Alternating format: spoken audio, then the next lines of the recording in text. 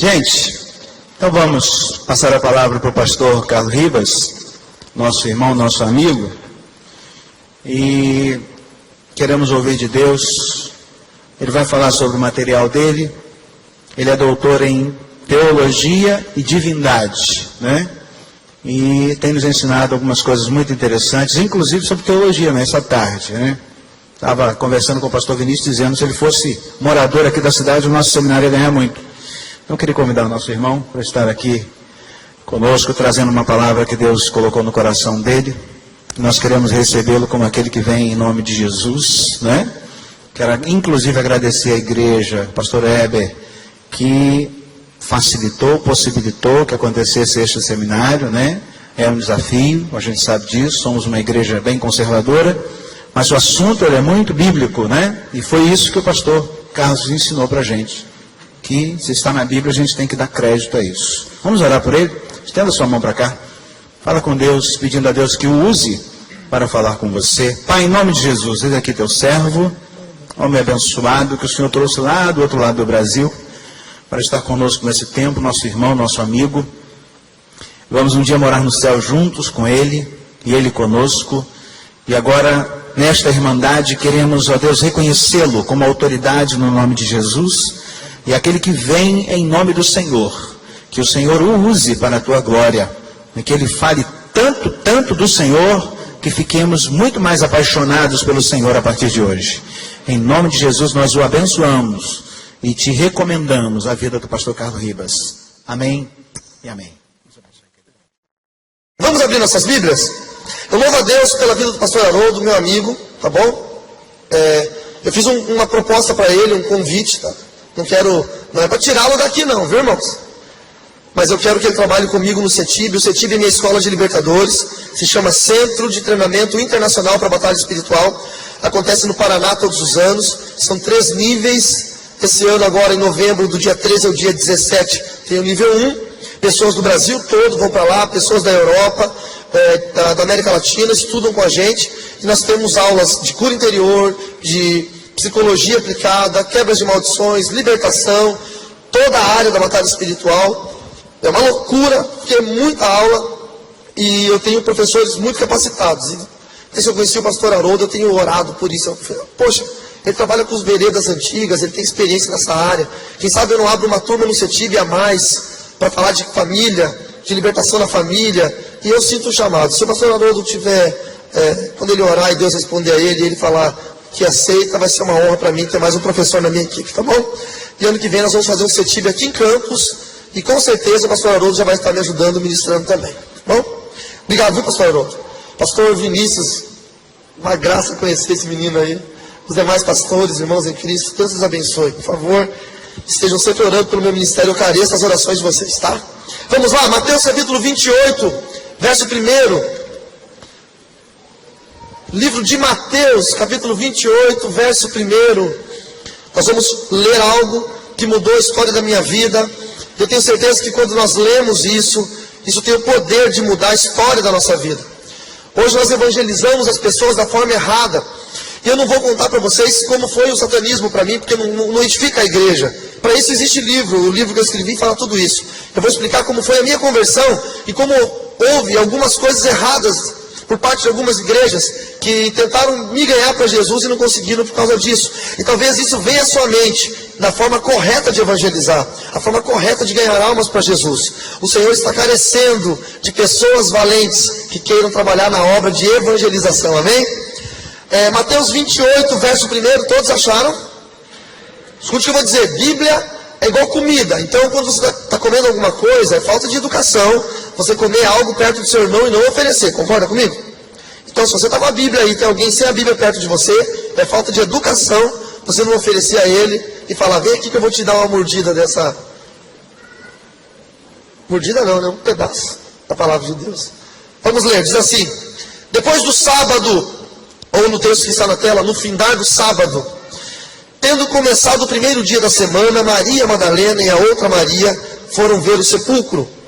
E eis que sobreveio um grande terremoto, pois um anjo do Senhor desceu dos céus, e chegando ao sepulcro, rolou a pedra da entrada e assentou-se sobre ela. Sua aparência era como um relâmpago, suas vestes eram brancas como a neve. Os guardas tremeram de medo e ficaram como mortos. O anjo disse às mulheres: não tenham medo. Sei que vocês estão procurando Jesus, que foi crucificado. Ele não está aqui. Ressuscitou, como tinha dito. Venham ver o lugar onde ele jazia. Vão depressa e digam aos discípulos dele: ele ressuscitou dentre os mortos e está indo adiante de vocês para a Galileia. Lá vocês o verão. Notem que eu já os avisei. Até aqui. Feche seus olhos um momento, por favor. Deus, nós te glorificamos. Nós te exaltamos. Nós declaramos que o Senhor é o Deus da nossa salvação. E que o sacrifício único de Jesus Cristo pode transformar a nossa história.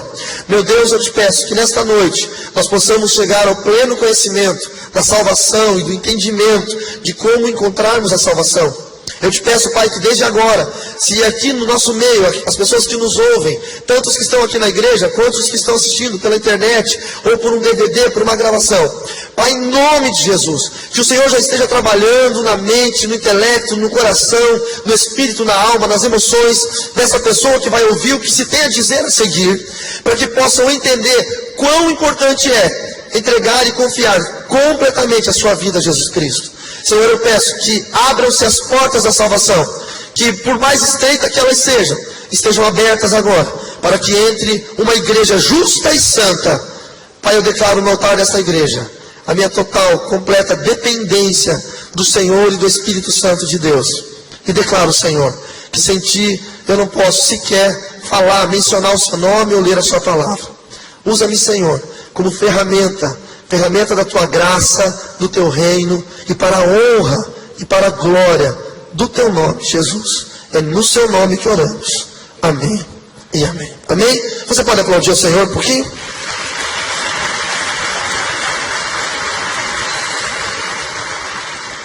Quando eu me converti, uma das coisas mais tremendas que aconteceu na minha vida foi entender por que eu nasci dentro de uma família satanista. A minha família, ela veio de uma tradição. As tradições são grupos de satanistas treinados, especializados. São grupos hierárquicos que passam sacerdócio, que levam para frente o ensino da palavra que eles usam. O satanismo tem 3 braços: irmandades, organizações e tradições. As irmandades cultuam demônios. Não é como nos Estados Unidos tem o templo de Satanás. É uma igreja organizada, já é regulamentada pela lei norte-americana, e já tem inclusive alguns lugares do Brasil que já fazem os cultos da igreja de Satanás. E possivelmente, do jeito que nós estamos andando a passos largos no reino do anticristo, logo também será uma igreja oficial no Brasil. E isso vai ser terrível. Porque hoje no Brasil nós temos uma igreja que aprendeu a lutar contra a baixa magia. Eu costumo dizer que a igreja brasileira sabe chutar farofa, né? Sabe chutar bacia de farofa, mas não sabe lutar contra o satanismo. E logo o satanismo vai se levantar, infelizmente, no nosso país também. As organizações são o braço do satanismo responsável em sustentar todo o trabalho que existe na face da terra. Então eles sequestram pessoas, eles vendem armas no mercado negro, eles traficam drogas, e muitas dessas organizações sustentam financeiramente, porque movem muito dinheiro no mercado negro. Não sei se vocês sabem, mas dados da ONU, o 3º maior mercado negro do mundo é rapto e venda de pessoas. Eles sequestram pessoas e vendem. Perde apenas para tráfico de armas e tráfico de drogas. Então o satanismo ele tem uma grande parcela nisso, em raptar pessoas. Muitas pessoas desaparecidas, a maioria delas crianças, elas foram sequestradas para serem mortas em rituais de satanismo. Muita gente fala: nossa, mas matam gente em satanismo? Vocês não estão vendo o Estado Islâmico? Quantas pessoas eles estão matando, sacrificando? Crianças cristãs que eles estão decapitando. Vocês veem isso na internet, nos jornais. E para eles é normal, é honroso. Cada ativista islâmico que sacrifica uma criança cristã, que mata uma pessoa, ele ganha honras no mundo espiritual. Ele ganha honras na religião dele. O satanismo é a mesma coisa. Cada pessoa sacrificada faz com que honras sejam entregadas a ele, faz com que ele tenha poderes relativos no mundo espiritual, faça com que ele consiga alcançar coisas que ele não poderia alcançar sem esses rituais de morte. As organizações fazem isso. E as tradições são famílias, por ordem hierárquica, que cuidam dos tratados mágicos, escritos por Salomão. Eu não sei se você sabe, mas no primeiro livro dos reis de Israel, no capítulo 11, no verso 1 até o verso 8, e aí alguns subsequentes, mostra a história de Salomão desviando-se dos caminhos do Senhor. Salomão foi aquele que pediu sabedoria a Deus, e ele recebeu sabedoria, honra, riqueza, recebeu o maior reino que havia na época. Ele foi o homem que construiu o templo de Salomão. E ele conquistou 1000 mulheres, 700 esposas, princesas e 300 concubinas. Ele contratou 2 grandes artífices para construir o templo de Salomão, Irã-Abif e Tubal-Caim. E esses homens, eles eram envolvidos com o ocultismo e conseguiram então perverter junto com as esposas o coração de Salomão e criar uma ordem mágica, uma tradição mágica. Essa tradição começou a se desenvolver na época de Salomão ainda, quando ele escreveu os livros sagrados que são usados no satanismo até hoje, que são chamados de as chaves de Salomão. Nesse meu livro aqui, eu conto algumas coisas sobre esses livros sagrados. O Heptameron, o Lemegecton, as chaves maiores de Salomão, as chaves menores de Salomão. A tradição que a minha família era e pertenceu, ela era responsável em levar esse ensino para as gerações. E eu nasci para isso. O meu nascimento foi dado para ser um sacerdote, dentre muitos sacerdotes do Brasil. Criar um grupo de pessoas que pudessem desenvolver o satanismo. E nesse livro eu conto, com detalhes, como funciona tudo isso. Agora, o mais importante para se falar hoje é que dentro do satanismo são 9 graus, do 1º ao 9º grau. O 1º grau é o grau de aprendiz, o 2º grau é o grau de iniciado, o 3º até o 6º grau são os graus sapienciais, onde ele aprende desde alquimia, aprende telecinesia, que é mover objetos com força da mente, que na verdade não é força da mente, são demônios que fazem isso, levitação, invisibilidade, uma série de outras coisas. Projecionismo, que é tirar o espírito do corpo, fazer a viagem astral, como os gnósticos chamam, e tantas outras coisas. E até chegar ao 7º grau. E o 7º grau, o 8º e o 9º, são os graus de poder. O 7º grau, mestre de alta magia, o 8º grau, sacerdote, e o 9º grau, sacerdote superior. Eu cheguei ao 7º grau.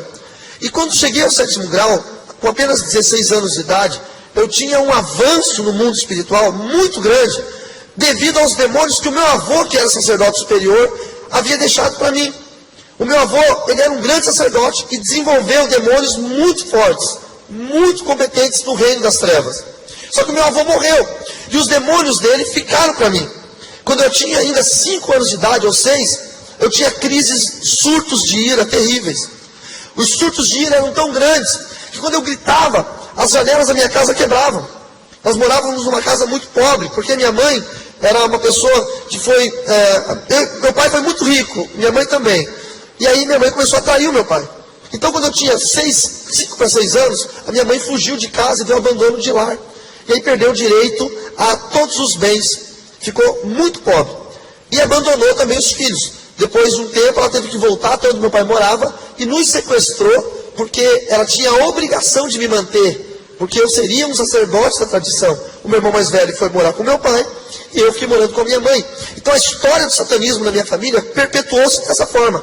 Meu avô ordenou a minha mãe que não se separasse de mim, porque eu deveria ser um sacerdote. Minha mãe ficou muito pobre ao ponto de não ter o que comer. Nós morávamos numa casa de madeira muito velha, e eram com janelas de vidro, e os estrados da janela, as armações eram de madeira. E quando eu surtava, os demônios faziam movimentações do ar dentro da casa, e a pressão do ar ficava tão forte que as janelas abriam e quebravam todos os vidros. E isso mostrava para as pessoas que aquela criança de 5, 6 anos tinha poderes que as outras pessoas não tinham. E aí eu comecei a ser chamado de iluminado. E muita gente vinha pedindo para que eu pudesse fazer previsões do futuro. Ou, com 6 anos eu lia tarô, para vocês terem uma ideia. E lia tarô para as pessoas e fazia previsões do futuro. Eu adivinhava as coisas, porque os demônios me ajudavam muito com isso. Faziam previsões do que ia acontecer na vida das pessoas. E eu fui crescendo. Mas quando eu cheguei aos 16 anos e fui ordenado mestre de alta magia, começou a entrar na minha vida algo que eu jamais esperei que acontecesse. Começaram a entrar as mortes. Eu nunca fui uma pessoa ruim. desde muito cedo eu fui muito estudioso. O pastor Haroldo falou do meu doutorado na Christian Bible College nos Estados Unidos. E hoje, para a graça do Senhor, porque Ele me instruiu nisso, Ele me capacitou, eu posso ser um doutor em teologia. Mas quando eu estava no satanismo, desde muito cedo, eu estudava muito, muito, muito. Com 14 anos eu já lia em latim. Com 7 anos eu já falava grego. Eu já cantava até num coral de grego na minha escola. Então eu sempre estudei muito, muito, muito, muito. E quando eu cheguei aos 16 anos, eu percebi que todo o meu estudo não ia valer para nada se eu não começasse a ingressar nas práticas terríveis que o satanismo exige das pessoas que chegam em altos níveis. Tem muita gente que se ilude com Wicca, com magia, com bruxinha, e acha, não, é bruxinha do bem, é magia do bem, e fica se iludindo com isso. Porque nos primeiros estágios é muito, muito, muito bacana, as pessoas acham que é muito legal, é interessante, é instigante. Poderes, mudar cor de objetos, mudar cor de olho, cor de cabelo, eles tinham o poder de fazer isso. Mas quando chega nos estágios mais altos, mais elevados, começam as obrigações de que pessoas possam morrer, coisas terríveis. E eu era uma pessoa de coração bom. Por eu nunca ter nascido numa igreja, por eu não ter feito um pacto com o diabo, como as pessoas querem fazer para ficar famoso, ter sucesso, eu nasci naquilo ali. Então para mim tudo aquilo ali era normal. Para vocês entenderem o porquê que eu li aquele texto, os satanistas dizem para as crianças que Jesus foi um usurpador, que ele tentou usurpar o trono de Satanás. Satanás não era chamado de Satanás, nós sabíamos que o nome dele era esse, mas era chamado de papai. Então, as mães ensinam as crianças que esse tal de Jesus tentou roubar o trono de papai. Então, o papai o matou. E para provar que ele havia morrido, as nossas mães, a minha mãe e outras mães faziam isso. Levavam as crianças nas igrejas, algumas igrejas que tem um crucifixo com a imagem de Jesus morto, lá sangrando, e apontavam para aquela imagem e diziam, quem é que está morto lá de pendurado naquele pedaço de pau? E nós dizíamos, Jesus. Então quem é que venceu? E aí nós então entendíamos, papai. E essa era a nossa verdade acerca de Jesus. Quando eles falavam sobre os cristãos, os crentes, que eles não chamam de crentes, eles chamam os do caminho, o nosso nome para eles é do caminho. Eles falavam, olha, você não vai andar com esse povo ele é fanático. É um povo que lê a Bíblia, mas a Bíblia é papel aceita tudo. Nós mudamos muita coisa para que eles ficassem cativos naquilo ali. Então nós desprezávamos. Satanista, ele não olha para o crente, porque ele despreza. O inferno é tão astuto, Satanás é tão astuto, que ele não coloca crente como inimigo de satanista. Ele coloca crente como ralé, como povinho, para que nenhum satanista ouse ter contato com os crentes. Então nós não pensávamos assim, os crentes são um exército que nós devemos combater. Não, a gente nem pensava que eles existiam. Era um povinho. Na minha mente, era um povo burro, pobre, ignorante, fanático, que não tinha nada, que não sabia nada. Então não valia a pena investir contra esse povo, porque era a melhor forma de nos manter distantes dos crentes, dos do caminho. E essa era a minha concepção da igreja. Até com 16 anos da minha formação, eu comecei a comandar os covens. Os covens são grupos de satanistas que estudam. É como se fossem as células. As igrejas hoje têm células. O satanismo copia muito o que faz na igreja. E cada coven tinha no máximo 13 pessoas. Aí fazia 2 covens, mais 13. A união de 13 covens, comandado por uma pessoa, era chamado de Assembleia Menor.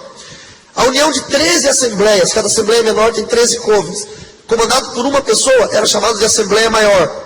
13 vezes 13. A união de 13 assembleias maiores, comandada pela mesma pessoa, era chamada de Assembleia Regional. Tudo isso dentro de um município. A união de 13 assembleias regionais, comandada por uma mesma pessoa, era chamada de Assembleia Municipal. E eu, com 17 anos de idade, 16 para 17, eu já tinha uma Assembleia Regional, ou seja, já comandava um número de satanistas na cidade de Cascavel, no oeste do Paraná, que cobria uma população de 100 mil pessoas. Então era muita coisa, era muito ensino, era muito trabalho. E cada vez mais cobranças.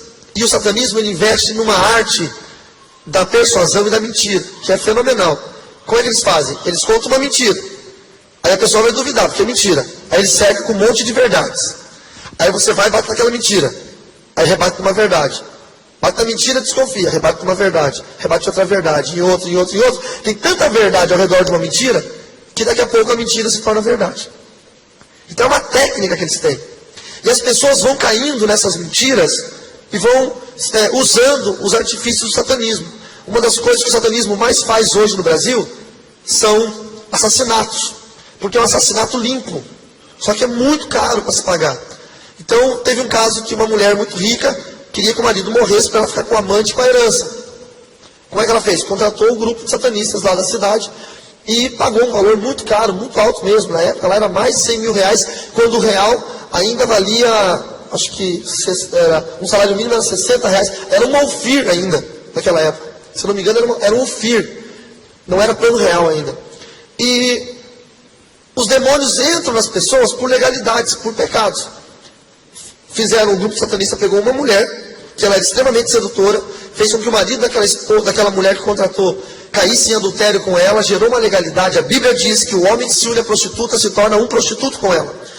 Automaticamente o homem que se une a uma feiticeira se torna um feiticeiro com ela. Então é como se fosse um vírus. A mulher aidética, que tem uma relação com o homem saudável, ela passa AIDS para aquele homem. E a mulher tem demônios transmitidos por relações sexuais. Demônios chamados demônios do sexo, que atuam na área sexual, incubos, sucubos, que atuam nos sonhos sexuais, ou demônios da linha de Belfegor, são injetados na pessoa por essa ação de adultério. E aí a pessoa fica contaminada. A contaminação permite que um outro demônio, que possa comandar as atividades motoras dele, possam usar aquele homem. E aí, aquele homem fica possuído, entra num carro, vai viajar numa estrada a 120, 130, 150 km por hora, de repente ele sai da estrada e joga debaixo de um caminhão e morre. E aí vai sair na televisão que grande empresário se matou, se suicidou, jogando o seu carro embaixo de um caminhão. Na verdade, ele não se suicidou, ele foi alvo de uma ação do satanismo. Muitas outras ações acontecem, eu queria falar isso porque é interessante que os jovens saibam. Quando precisa se matar jovens para rituais de magia negra, eles fazem muito isso em festas. Cuidado com festas que vocês vão. Porque eles embriagam os jovens e dão algum tipo de droga para os jovens e eles ficam dopados. Levam até fazendas, sítios, onde tem essas casas que fazem esses rituais. E aí matam esses jovens. Como é que eles matam? Matam com corte cirúrgico. Para poder tirar órgãos. É chato de falar isso, é feio, mas eu preciso que vocês saibam. Um corte em forma de Y, feito do ombro no ombro, até aqui embaixo, eles descarnam essa parte, abrem o corpo, cerram a caixa torácica e tiram os órgãos. E esses órgãos são usados em rituais. Mas se eles soltarem esses corpos na rua, a polícia vai ver que são cortes cirúrgicos. Então já vai ficar na cara. Como é que faz para se livrar disso? Coloca 4 jovens no carro sentadinhos, com cinto de segurança, mortos. E um, possuído por um demônio, vai dirigir. A mesma coisa. 150 por hora na BR, bate no caminhão, aparece no jornal. Carro com 5 jovens, estavam saindo de uma festa, bateu na BR, todos morreram. O acidente é tão grande que ninguém vai perceber que aqueles corpos já estavam mortos antes e que já havia corte cirúrgico naqueles corpos, porque eles ficam arrebentados. Então são formas que o satanismo usa de se livrar de pessoas. Fique atento aos jornais e você vai começar a perceber quantos acidentes com 5 jovens dentro de um carro acontecem. Quantos acidentes? Todos os meses acontece isso. E eu comecei a ver isso. E isso começou a me incomodar. Saber que pessoas precisavam morrer. Eu não tinha vontade que pessoas morressem. Mas ainda assim eu gostava muito do que eu fazia. Eu era muito bem tratado. Lá dentro tudo era muito correto. A pessoa falava e cumpria. Não é? Eram todos eles muito ordeiros. E eu gostava muito daquilo. E era a minha vida, minha família, minha religião. Até que Deus entrou com um plano de salvação. E quando Deus entra com um plano de salvação, a vontade do homem se torna nula. Não adianta que o homem tente fazer algo contra o plano de salvação. Tem gente que não entende, mas quando Deus escolhe, quando Deus chama, Deus vai fazer com que essa pessoa chegue a ter a salvação. Não há como fugir da salvação do Senhor. O Senhor começou a levantar um casal de pessoas, chamado Dili e Holanda, meus pais na fé. E eu morava num hotel na cidade de Cascavel, e esse casal evangélico morava do outro lado da rua, num prédio.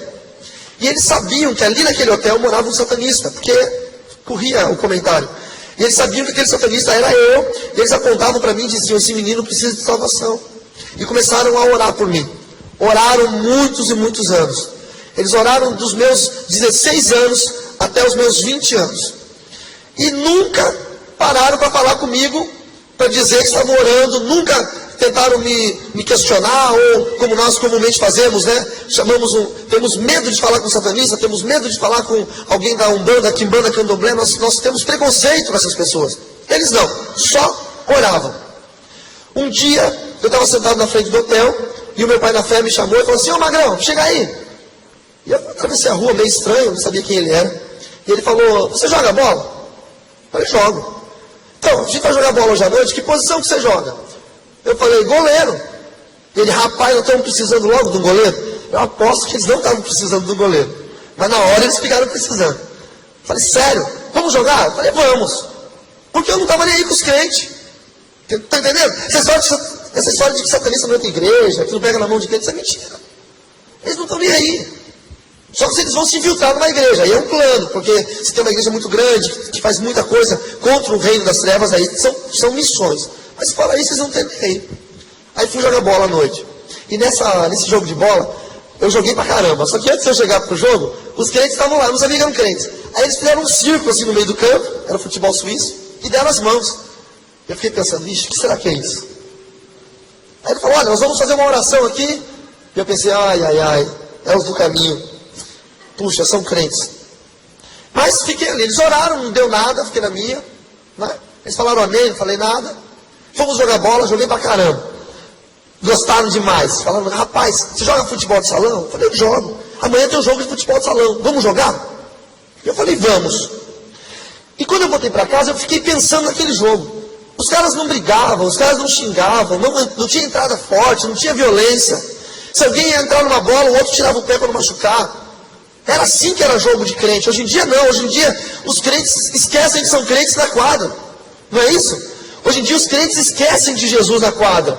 Só lembram de Jesus na igreja. Mas naquela época não, era bonito. Eu estou falando de 20 anos atrás. E eu fiquei pensando: caramba, como é legal jogar bola com esses caras. Amanhã eu vou jogar bola de novo. Aí era futebol de salão. Eu já sabia que eles iam orar, eu já fui pro meio da quadra e fiquei esperando. Aí pegaram na mão, oraram, não senti nada, não teve arrepio, demônio manifestou, nada. Normal. E joguei bola e foi muito legal. E esse Dili, que eu mostrei até a foto, tem a foto dele no meu celular, é meu amigo, meu pai na fé até hoje. Eu mostrei a foto para alguns irmãos aqui. Ele era dono de uma livraria evangélica. E por isso que eu sou escritor, porque quem nasce em livraria tem que ser escritor, né? E ele falou assim: rapaz, eu tenho uma livraria evangélica ali, você gosta de música? E eu tocava já um violãozinho, uma coisinha. Falei: gosto. Vai lá para você escutar uns discos, na época do disco de vinil, não existia CD ainda. Vou lá. Aí eu cheguei lá, eu gostava de Iron Maiden, né? Vocês imaginam, o satanista vai ouvir o quê? O Tchan? Não tem, né? Eu ouvia Black Sabbath, Iron Maiden, CDC, só coisa pesada. E eu pensei: vou ouvir música de crente, o que será que esses crentes cantam? Né? Coisa... Aí cheguei lá, tinha um disco de uma banda americana chamada White Cross, que é heavy metal gospel. E eu olhei: White Cross, meu Deus, o que será que é isso? Eu não falei meu Deus, né? E aí ele botou o disco lá e começou aquela roqueira toda. Eu falei: olha só isso, os crentes, quem diria? Aí tinha uma banda, você não tem uma banda brasileira não? Tinha uma fitinha cassete do Cats Barnett, que incrivelmente, como Deus é lindo e poderoso, tremendo, o baterista que gravou aquela fita, hoje é meu grande amigo Luffy, que foi baterista do Cats Barnett, do Renascer Praise, do Oficina G3, hoje mora nos Estados Unidos, é meu grande amigo. E aí, incrivelmente, tá caindo tudo. Ai, você, né? Depois vocês falam: é o inimigo nada, é o pastor ali, ó. E o pior é que ele não pode nem se justificar porque ele operou a boca, não pode nem falar. Aí colocaram aquela música do Cats Barnett e eu comecei a ouvir. E eu falei: caramba, os crentes não são tão ruins assim. Mas, nada de ler a Bíblia, nada de falar de Jesus, nada. O plano do Dili era muito bom. Ele falou assim: rapaz, é muito inteligente. Se eu der respostas prontas para ele, ele não vai aceitar. A pessoa muito estudiosa, muito inteligente, ele não pega respostas prontas, ele quer as suas próprias respostas. Então, o plano dele foi muito sutil, mas muito inteligente. E eu passei a admirá-lo e gostar muito dele. Então, todo o tempo que eu tinha livre, eu atravessava a rua, ia para a livraria dos crentes, e ficava conversando com ele, e era muito bacana esse momento, mas Deus tinha um propósito muito maior para isso. Na escola que eu estava no terceiro ano, tinha um festival de cultura, e naquele festival teve uma bateria montada lá, e eu gosto de música, e eu fiquei justamente naquela noite para ver quem ia tocar. Aí subiu um gordão assim, todo fofo, aquele cara que você olhava para ele e falava, nossa, o cara é muito amoroso, e se chama Peter. E ele foi tocar bateria, o camarada arrebentou, ele é muito bom de bateria. E tocou pra caramba, desceu, a gente começou a conversar, e ele crente. Aonde eu ia falar com alguém, eu dava de cara com crente. Parecia uma maldição. Eu não podia falar com ninguém que o camarada era crente. E ele, rapaz, eu falei, você toca em que banda? Ele falou, eu toco na banda da minha igreja. Eu falei, ei, vai dizer que é crente também. Sou da presbiteriana. Eu falei, porra, rapaz.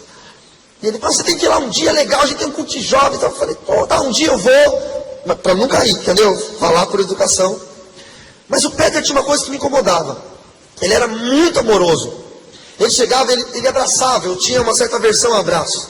Ele dizia, meu querido, e me abraçava assim. E falava, olha, eu já te disse que eu te amo. E eu, uma pessoa do mundo, um homem chega pro outro e fala que ama. É um negócio meio estranho, né? Quem não conhece o amor de Jesus não consegue entender isso. Eu falo, não disse e tal. Então eu te amo. Eu falei, ah, tá bom, obrigado. Hoje eu falo, eu também, né? Naquela época era muito obrigado. E aquilo me incomodava, mas também me atraía de uma certa forma. Eu tinha, sabe, uma vontade de querer ser como ele, mas lá dentro, assim. Aí eu fui trabalhar. Todo satanista tem que ter um bom trabalho, porque ele ganha muito dinheiro com algumas práticas que ele faz, mas precisa ter um trabalho para que as pessoas saibam, pelo menos, onde vem esse dinheiro. Você vai ficar rico e não tem trabalho nenhum. E aí eu comecei a trabalhar. Isso em 1991, 92, eu já estava gerenciando uma rede de intranet de um prédio de advogados do Banco do Brasil. Eu não sabia nada. Os próprios demônios me ensinaram como fazer aquilo só para eu ter uma fachada de um trabalho. E o filho do dono, que também era advogado, o doutor Ricardo Castilho, ele era novo convertido de uma igreja comunidade evangélica. E ele sentia algo ruim em mim. E eu sentia algo ruim nele. Só que o algo ruim que eu sentia nele era Deus. Para mim era ruim naquela época. E um dia ele chegou para mim e falou assim, Carlos, você pode conversar comigo no meu escritório um pouquinho? Eu falei, sim, doutor, só um pouquinho. Aí subi lá, ele disse, senta aí, rapaz. Sentei, e ele falou, o que você sabe sobre Jesus? Eu falei, olha, eu não sou muito religioso, eu sei pouco sobre Jesus. Jesus é um camarada que morreu na cruz e tal. E ele, então, eu quero dizer que eu entreguei minha vida a Jesus. Eu falei, olha, doutor, meus parabéns, que bom. E aqui dentro pensando, ai, como é que eu vou sair daqui? Esse cara vai querer me evangelizar. E ele, eu gostaria que você conhecesse a Jesus. Não, muito obrigado, já conheço, sei quem é Jesus, tal. Até passei esse dia atrás ali, eu vi ele lá, estava lá. E ele, não, você não entende, Jesus tá... E ele queria me evangelizar de todo quanto é jeito, mas ele era aquele novo convertido que queria pegar a Bíblia e socar a goela abaixo. Tem os novos convertidos assim, entende? Que quer socar a Bíblia a goela abaixo. E aquilo afasta as pessoas. Ninguém quer ser julgado pela sua fé, ou, você é idólatra, você é isso, você é aquilo, ninguém quer ser julgado. E ele falou, olha, eu quero conversar mais com você depois, só que antes eu quero fazer uma oração por você. Você deixa eu orar por você? Eu falei, claro, porque eu ia jogar bola, eu orava com os caras e não acontecia nada. Então eu pensei, só mais uma oração. Aí ele falou, fica de pé aqui no meio da minha sala. Eu fiquei, ele fez todo um preparo. Aí ele botou a mão na minha cabeça e ele falou, Jesus! Irmãos, a hora que ele falou Jesus, me deu um gelo na barriga. Mas um gelo. E ele falou, aqui está esse moço. Eu te peço, Jesus, pega ele agora. Vem, Espírito Santo. E, nossa, começou a me dar um mal-estar terrível. Começou a formigar minhas pernas, começou a gelar minhas pernas, começou a gelar, me deu uma ânsia de vômito e eu vomitei. Na hora que eu vomitei, ele deve ter pensado, é demônio, entra, vamos expulsar. Porque os crentes ficam felizes, né? Quando se você orar e o cara começar a cambalear, é um troféu. E ele começou a orar e eu saí meio bravo assim, pedindo as contas, não quero mais, fui pro banheiro, desesperado. Porque no satanismo nós aprendíamos que os crentes não eram nada, eram ninguém, eram um povinho. Que Satanás, que nós chamávamos de papai, era o todo poderoso, onipresente, onisciente, onipotente. que os demônios que nós tínhamos, eu tinha um demônio mensageiro chamado Stinotes, que eu conto sobre ele aqui nesse livro. Ele era tudo, ele sabia tudo, ele me direcionava, ele me levava, ele fazia. Como é que aquele crente novo convertido botou a mão na minha cabeça, eu passei mal, cheguei ao ponto de vomitar. Cheguei no hotel onde eu morava e chamei o demônio chamado Stinotes. E perguntei para ele, Stinotes, por que eu vomitei? E ele, filho de Satanás, pai da mentira, não, se for o que você comeu hoje em dia, não tem nada a ver. Você comeu, passou mal, você ficou nervoso porque ele estava fazendo aquela oração, que ele não tem poder nenhum, que ele não peça para nada. Você é povinho. É que você ficou nervoso, e quando você fica nervoso, dá isso aí mesmo. É normal. E eu, bobinho, acreditei. E continuei na minha crença de que eu estava no lugar certo. Mas eu comecei a gostar dos crentes. Eu não queria deixar de ser satanista. Eu não queria deixar de amar papai. Mas eu começava a gostar dos crentes. Eu queria ficar perto, amigo dos crentes. Aí na sala de aula, antes da sala de aula, no hotel onde eu morava, veio um hippie morar. Aqueles caras que fazem artesanato e vendem no calçadão, sabe como é que é? Faz pulseirinha. Camarada, crente. Ele fazia as pulseirinhas, vendia, aí separava um dinheirinho numa latinha. Eu olhava ele separando aquele dinheiro e falava, o que é isso aí, rapaz? Não, isso aqui é o meu dízimo. Dízimo? Que raio é esse? Tudo que eu ganho, eu separo 10% para o Senhor. Vai dizer que você é crente? Não, não diz isso. Sou crente em Jesus Cristo. Mas meu Deus, não falei meu Deus, né? Eu devo ter falado, sei lá, qualquer coisa. Cercado por crente. E o Edson, ele orava por tudo. Por tudo. Ele ia comer um pastel, ele orava. E os satanistas são muito agressivos. Um ataca o outro, porque se eu mato o outro satanista, os demônios dele vêm para mim, são sujeitos a mim. É o princípio do desenho Pokémon, sabiam disso? Pokémon é isso, é satanismo puro. Você mata o monstro de bolso do outro, Pocket Monster, e os poderes vêm para você. E aí, ele foi comer um pastel numa pastelaria que nós estávamos, e ele pegou, levantou o pastel assim e falou, Senhor, eu consagro esse pastel a Ti, em nome de Jesus, todo mal seja repreendido agora, amém. E eu fiquei olhando aquilo, e eu pensei aqui com meus botões, essa oração é boa para mim. Ele está repreendendo o mal. E eu falei para ele, o que é isso que você fez? Isso é uma oração de proteção. Você não sabe? Não sei. Se alguém botar um veneno nesse pastel, e você comer, você vai morrer. Mas se eu orar, eu posso comer o pastel envenenado que eu não morro. Eu falei, sério? Não, me ensina essa oração que eu quero aprender. Ele falou assim, manda quebrar toda a maldição. E eu satanista, orava antes de comer. E tem muito crente que não ora antes de comer. Eu pegava o pastel e dizia, não falava em nome de Jesus, falava, Senhor, tira todo o veneno desse pastel, toda armadilha, amém. Eu falava, mas não acontecia nada. E aí no colégio entrou uma menina.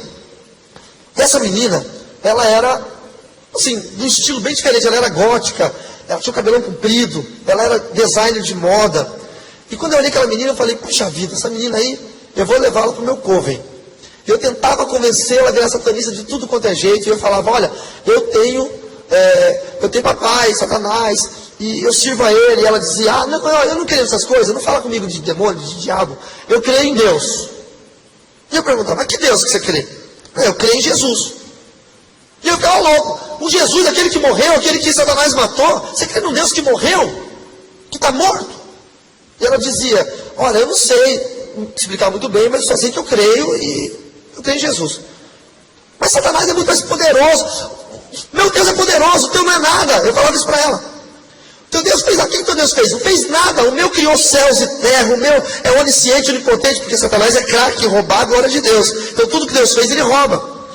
E ela não sabia, ela era aquelas crentes sem muita informação, não sabia o que falar. E eu fazia prodígios para ela, muitas capacidades alquímicas de mudar formato de coisas, mudar cor de coisas, eu fazia ela. E ela falava, não, isso deve ser truque de mágica, eu não acredito nisso. Muita coisa fazia e ela não acreditava. E como eu tinha a capacidade muito boa de tirar o espírito do corpo e fazer o projecionismo, eu fazia isso direto. Eu ia de Cascavel até o Neu da Vitória, no Paraná, e falava com a minha mãe. Eu e minha mãe falávamos no mundo do espírito. Era muito comum fazer isso. Então eu disse para ela, posso fazer um desafio? Você vai na sua casa hoje e tranca a sua casa, janela, porta, para você não dizer que fui eu que entrei. E se eu for em espírito lá, junto com um demônio que é meu mensageiro, e eu escrever um bilhete para você e assinar com minha assinatura, você vai acreditar que eu sou satanista? Ela falou, se você fizer isso, eu vou ter que acreditar. E se eu fizer isso, amanhã você vai no coven que eu tenho? O grupo de satanistas? Se você fizer isso, amanhã eu vou no grupo de satanistas com você. Está no papo. Eu fazia todo dia isso. Aí de noite o Stiglitz veio, nós saímos e fomos andando pela avenida. Chegamos num certo lugar.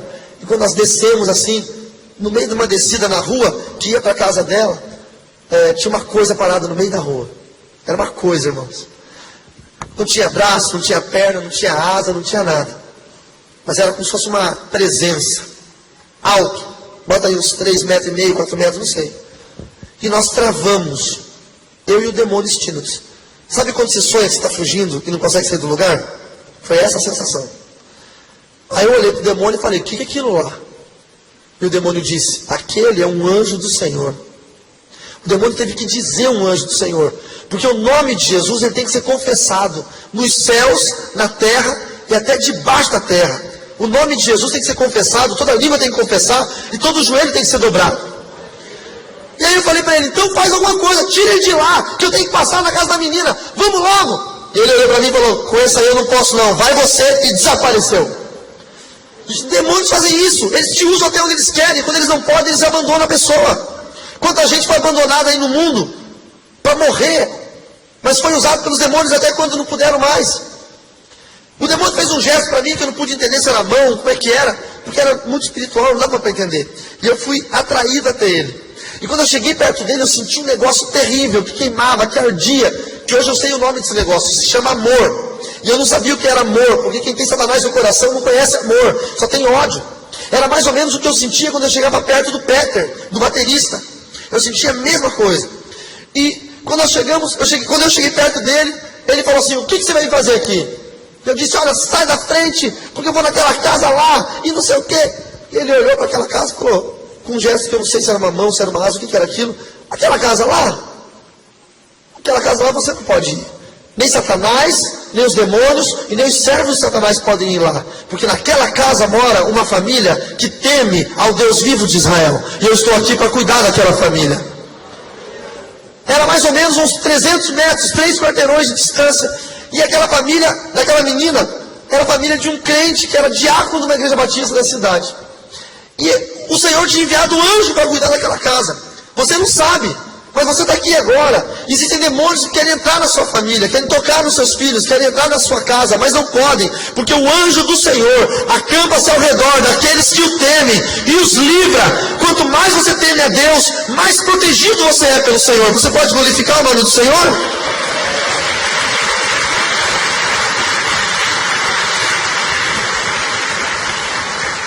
Aquele anjo, ele disse, olha, Satanás está te enganando. Jesus Cristo morreu por você. Quem dera se ele tivesse morrido por mim. E tocou em mim e eu desapareci. Eu apareci no hotel que eu morava, com a enxaqueca terrível, meu corpo arrebentado, dor no corpo todo, parecia que eu tinha tomado uma surra. No dia seguinte não fui para aula, era uma quarta-feira.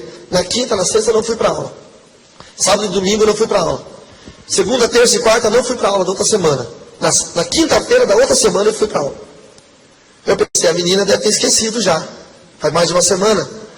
Mulher não esquece nunca. Você pode estar 20 anos casado com a tua mulher. Se você fez alguma coisa errada no primeiro dia de casamento, ela vai te cobrar até hoje. Ela vai lembrar. Eu cheguei no colégio, aquele negócio de aluno, toda aquela correria. Eu entrei no corredor do colégio e a minha sala era bem do lado direito de quando entrava, do lado da portinha à esquerda. Cheio de alunos, a garota estava na porta da sala, olhando para a entrada. Ela ficou todos os dias olhando, ela ficou me esperando. Ela queria ver o dia que eu ia voltar, porque eu não tinha conseguido. Eu não vi, eu não pude ouvir o que ela falou, eu só fiz leitura labial. E ela deu um sorriso e falou assim, você não conseguiu. Eu fiquei possuído. Eu não lembro de ter andado até ela. Eu só voltei a minha lucidez quando estavam me tirando de cima dela. Eu tinha agarrado ela pelo pescoço, estava arrastando ela na parede, gritando, feito um louco, dizendo que ela ia me matar, porque mandou um anjo desesperado. Eu surtei. Aí me tiraram de lá, me levaram para a coordenadoria, me deram um chá de alguma coisa e me mandaram embora. Mas eu não conseguia andar, porque eu estava com muita adrenalina no corpo. Então eu sentei no meio fio. E fiquei ali com meus cotovelos nos meus joelhos e as minhas duas mãos no meu rosto, e fiquei ali pensando o que é que estava acontecendo. Por que é que eu não podia chegar na casa de uma menina que não sabia nem por que Jesus tinha morrido por ela? Se Satanás era tão poderoso, se ele tinha tanto poder, se ele era papai, se ele era criador da terra, se ele tinha matado Jesus, por que é que ela tinha um anjo, que o meu demônio, que eu achava que era o mais poderoso que existia, sequer podia passar por ele? Então tudo aquilo estava me consumindo. O fato do anjo ter dito, Jesus morreu por você, eu não sabia que era pela humanidade, eu achava que era por mim. E tudo aquilo começou a ser muito difícil de entender, de digerir. Passou as 4 aulas do período noturno, terminou a aula, e eu senti a presença de alguém sentado do meu lado. E eu não abri os olhos. Sabe quando você sente que tem alguém perto de você? Aí passou uma meia horinha, eu abri os olhos e vi um par de pezinhos do meu lado. Era essa menina. Ela ficou meia hora sentada do meu lado. Eu tinha tentado matá-la. E ela ficou meia hora sentada do meu lado, sem abrir a boca. Eu olhei para ela e falei, você não vai dizer nada não? E ela estava com o pescoço ainda com marcas arroxeadas. Ela deu um sorriso bem grande. Por isso que eu gosto de ser feliz dentro da igreja. Mesmo que a tua vida esteja toda arrebentada, quando você entrar na igreja, sorria em nome de Jesus. Ela deu um sorriso que só nós crentes sabemos dar. E ela disse, só vim dizer uma coisa para você. O meu Deus é mais poderoso do que o teu. Louvado seja o nome do Senhor Jesus. Amém? Você pode glorificar a Deus?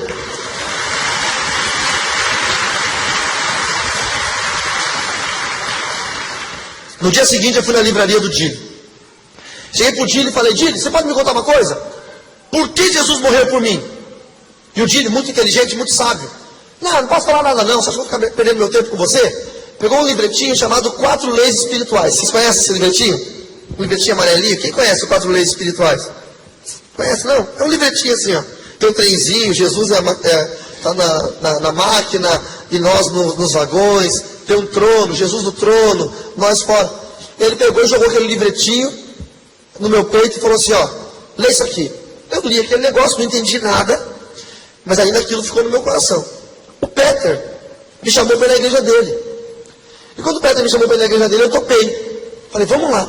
Só que eu fui, todo né, calça jeans rasgada, camiseta preta de banda de rock, um boné. E teve um culto, e o pastor começou a pregar sobre a ressurreição de Cristo. Ele pregou sobre a salvação, sobre a morte, sobre a ressurreição. E durante todo o culto eu sentei lá atrás. Enquanto o pastor estava falando, eu não conseguia entender o que ele falava. Ele falava coisas e os demônios tentavam distorcer o que o pastor falava. Então a voz dele parecia que vinha e voltava, e vinham vozes no meio, e havia uma interferência muito grande. Por isso que muita gente vai na igreja e parece que tem um surto, não consegue entender o que está sendo pregado. Começou aquela interferência terrível.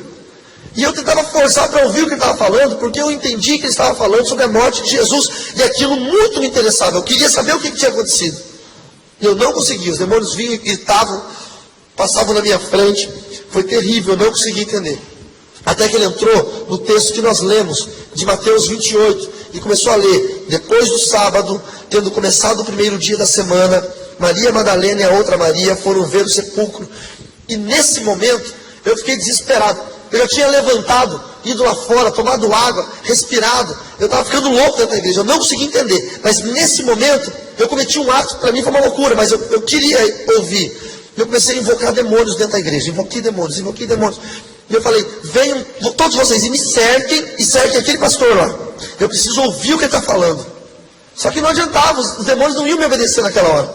Porque eles não queriam que eu ouvisse sobre a ressurreição. Porque quando você conhece a verdade te liberta. Por isso que as pessoas falam, a minha avó, minha avó era católica e virou crente porque começou a ler a Bíblia. Você lê a Bíblia, você se converte. Não tem erro. E aí os demônios, ao invés de cercarem a mim e ao pastor, de fazer um canal para eu entender o que ele estava falando, eles começaram a me cercar e impedir que eu pudesse ouvir o pastor. E eu fiz tanta força que eu cheguei a ficar com enxaqueca para tentar ouvir o que aquele pastor estava falando. E eu ouvi isso aqui. E eis que sobreveio um grande terremoto, pois o anjo do Senhor desceu dos céus. E chegando ao sepulcro, rolou a pedra da entrada e sentou-se sobre a pedra. Sua aparência era como um relâmpago, e suas vestes eram brancas como a neve. Quando ele falou aparência como um relâmpago, eu disse, é o anjo da menina. Que tinha uma aparência como um relâmpago. Não tinha braço, perna, nem asa, a aparência dele era essa. E aí que a minha atenção ficou mais focada. E o verso 4 dizia, os guardas tremeram de medo e ficaram como mortos. E eu fiquei como morto quando eu vi aquele anjo. Eu não podia me mexer. Então aquele texto falava comigo. E aí o verso seguinte, o anjo disse às mulheres, não tenham medo, sei que vocês estão procurando Jesus, que foi crucificado. Ele não está aqui, ressuscitou como tinha dito, venham ver o lugar aonde ele jazia. E eu pensei, nossa, o anjo que falou comigo, dialogou comigo, também dialogou com essas mulheres. Então é possível. Então era verdade, não foi coisa da minha cabeça. E quando o pastor fez um apelo e disse, vocês que ouviram essa palavra, venham aqui para frente, para entregar suas vidas a Jesus e não sei o quê. Eu não vi, queridos, a hora que eu saí do último banco, e estava parado bem na frente, mas eu fui para frente. Só que a hora que eu fui para frente, os demônios que eu tinha invocado, para tentar me cercar, para eu poder ouvir a voz do pastor, começaram a trabalhar. Aí um grupo de obreiros me cercou, e começaram a orar. Os obreiros estavam orando coisas bonitas, tipo, Senhor, liberte esse menino, faz uma obra na vida dele, coisas bacanas. Mas os demônios que estavam ao meu redor começaram a inverter as palavras, e eu entendia os obreiros falando, o que esse desgraçado está fazendo aqui? Seu maldito, você não é digno, quem é você para estar aqui? Vai embora, nós te odiamos, você não merece, você não é nada. E os obreiros, eu abri o olho, olhava para os obreiros, e eu via eles com caras de ódio apontando o dedo para mim, só que eles não estavam fazendo isso. E aquilo me deixou tão desesperado que eu saí daquela igreja desejoso de nunca mais entrar dentro de uma igreja evangélica de novo. Nunca mais. Mas o Senhor não desistiu, porque o Senhor não desiste de nós. Nós desistimos do Senhor, mas Ele não. Ele não desiste da gente. E a promessa estava contida em tudo isso. Deus tinha uma promessa para a minha vida. Então, eu comecei a conversar mais com o Edson, e o Edson começou a me mostrar algumas coisas do mundo espiritual. A garota, nossa amiga, me convidou para ir no culto na igreja dela, na igreja batista. E eu estava desesperado, não queria mais ir em culto, mas o Edson me convenceu tanto, falou, vamos lá, meu irmão. E eu já tinha lido na igreja, na biblioteca que tinha na livraria do Dini, uma Bíblia. Eu tinha lido algumas páginas de Gênesis. E eu li aquele texto, no princípio criou Deus os céus e a terra era sem forma e vazia, e havia trevas na face do abismo, e o Espírito de Deus pairava sobre as muitas águas. Eu li só isso. Foi o primeiro texto que eu li na Bíblia na minha vida. Eu olhei aquele texto e falei, nossa, que tremendo. Que tremendo. Porque eu imaginei o Espírito de Deus como se fosse um negócio gigantesco em cima do oceano. Assim. Foi um negócio tremendo. E eu já estava começando a gostar disso, a achar bacana. Só que começou a chover no dia de ir no culto, que era um culto de jovens no sábado. E eu, como todo não convertido, qualquer coisinha te impede de ir à igreja. Qualquer coisinha, chuva te impede. Eu disse para o meu amigo Edson, olha, eu não vou porque está chovendo. E o Edson falou, se você crê, você vai ver a glória de Deus. Nós vamos ir de a pé, 2,5 km até a igreja, e não vai cair uma gota de chuva na sua cabeça. E eu falei, vamos ver então. Saí do hotel e pisei na calçada, duvidando, desdenhando. Quando eu pisei na calçada, parou de chover. Na hora. Foi instantâneo. Nós andamos 2,5 km. E não caiu uma gota de chuva. Quando eu entrei na igreja batista da minha amiga, começou a chover. Eu olhei para fora, não acreditei. Que é isso? Aí eu cheguei, ela me recebeu muito bem, recebeu o Edson muito bem, chamou o líder de jovens, o líder de jovens falou, vocês são visitantes? É a primeira vez? É. Que bom, hein? Parabéns, ganhou 10 pontos. Era uma gincana, ela ganhava 10 pontos. Ela ganhava 5 pontos por cada visitante. Ela levou 2 e ganhou 10 pontos. Eu já olhei pro cara e falei, crente interesseiro do caramba. Eu tô todo feliz achando que era especial para ela querendo ganhar pontos na gincana dos jovens. Aí ela falou, você já leu a Bíblia alguma vez? E eu falei o texto que eu já tinha lido. E ela saiu correu no grupo de louvor e falou alguma coisa, cochichou para eles. E no início do culto, o grupo de louvor começou a cantar aquela música muito antiga. Nosso Deus é soberano. Quem lembra? Ele reina antes da fundação do mundo. Aí tem aquela parte da Bíblia. A terra era sem forma e vazia. E eu achei tão bacana os crentes fazerem isso. Eles não precisavam fazer isso. Eu falei que eu li esse texto, eles estão cantando uma canção com o texto que eu li, não precisava disso. É que esse amor constrange as pessoas que não entendem. Só que eu estava tudo bem, estava tudo muito bom, eu acho que eu ia virar crente naquele dia. Estava tudo perfeito. De repente eu senti um negócio muito ruim vindo das minhas costas. Quando eu olhei para o corredor da igreja, só tinha um corredor na igreja, tinha um demônio usado no satanismo para retaliação, parado lá atrás, na porta da igreja, no corredor. A porta era lateral, lá atrás. Aí eu me assustei e perguntei para ela, demônios podem entrar na igreja? E ela falou, por quê? Você está vendo algum aqui? O medo dela, né? Quase que eu falei para ela, os 10 pontos deram legalidade para esse demônio entrar. Nós temos 10 pontos aí, ó. Agora se vira com ele. Eu falei, sim, eu estou vendo lá atrás, perto daquela folhagem. Ela olhou, não viu nada. Quando eu virei para o lado, o Edson estava sentado em outro banco. O Stinox, aquele meu demônio pessoal, o mensageiro, apareceu do meu lado. E me xingou de tudo quanto é nome. Ó, agora você está andando com eles também, está ficando louco, você está fazendo amizade com os do caminho, está jogando bola com eles, agora está vindo de igreja, você é maluco? Vamos embora agora. E aquilo me revoltou tanto, porque eu queria ficar ali. Sabe aquele dia que eu queria ficar na igreja? Eu queria ouvir o que o pastor ia falar. Eu estava ansioso para ouvir. Ele me obrigou a sair da igreja. E quando o demônio me obrigou a sair da igreja, ele foi me destratando, me xingando da igreja até no hotel. E eu fui chorando da igreja até no hotel, andando de raiva, porque eu queria ficar na igreja. Só que eu estava num momento da minha vida que eu não queria deixar de ser satanista. Mas eu queria começar a ir na igreja. E era uma coisa incompatível, mas eu não entendia que era incompatível. Eu comecei a achar legal. Não sei se você está vindo aqui hoje pela primeira vez, mas não é legal? Pô, igreja é um troço muito maneiro, muito bacana, ambiente de igreja. É muito bacana. E eu comecei a gostar tanto disso. E comecei a buscar em Deus. No dia seguinte, eu voltei para a livraria do Dili. Eu falei, Dili, me fala da ressurreição. Eu quero saber da ressurreição. E ele falou, olha, eu vou te falar, mas eu preciso que você tome alguns cuidados. Por quê? Porque a hora que eu te falar, Satanás vai querer te matar. Porque você vai conhecer a verdade. E a verdade vai ter que te libertar. Ele leu João 8,32 e João 8,36. Conhecereis a verdade vos libertará. E depois, se o Filho vos libertar, verdadeiramente sereis livres. Eu falei, Dili, jamais papai vai querer me matar. Você não tem ideia quem ele é. Vocês são preconceituosos. Quando eu era uma criança pobre, depois que minha mãe se separou do meu pai, minha mãe se prostituiu. Minha mãe pegava comida do lixo para a gente comer.